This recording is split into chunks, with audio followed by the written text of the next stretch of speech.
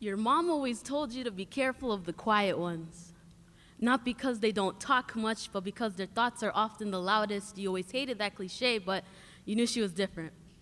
Started believing in those hetero movies you used to cringe at. You first noticed her in math class.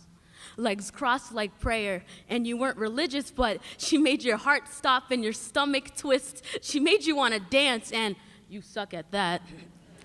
Her hair was a mess, but perfectly tangled, and the fact that her socks didn't match secretly pissed you off. You saw her paint her nails like Picasso. She was your stick figure Mona Lisa. She was like fire.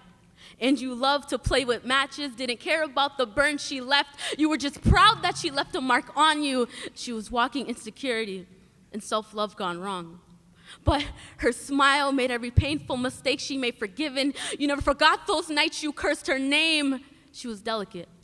And you had hands that could break through the toughest shards of glass. You saw her cracks, said sorry in hopes of filling them in. You were never able to make her whole again, so you tried treating her like porcelain.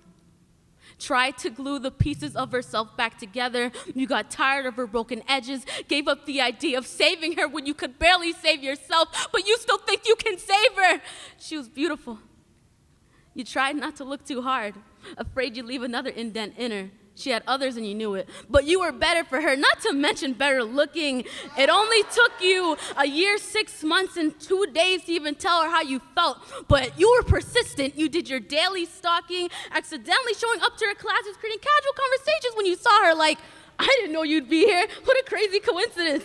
Told her that she dropped something and handed her your hand. You were smooth as hell. Her parents still didn't like you. They hated you.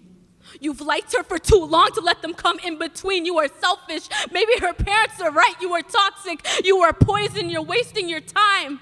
But somehow she's in your arms. You still don't feel good enough. You're waiting for it to all fall apart again.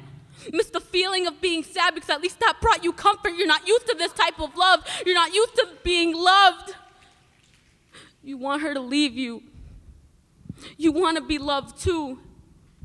Even if you fail to believe it, hold on to her. Hold on to this moment because it does not last. Cling to her like death and pull her closer. Count the times you hear her heartbeat.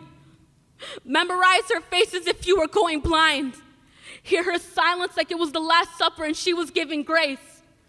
And be comforted in her quiet. Thank you.